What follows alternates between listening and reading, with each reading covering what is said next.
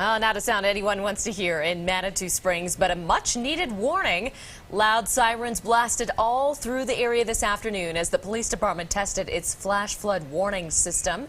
The police chief says the siren is a last resort, signaling a potential flood just minutes away. The flood siren is our last-ditch effort. So when that siren is going, that's that message to seek higher ground immediately. There is a threat imminent. He says last year when the sirens went off, some people rushed to the creek instead of playing it safe and leaving the area.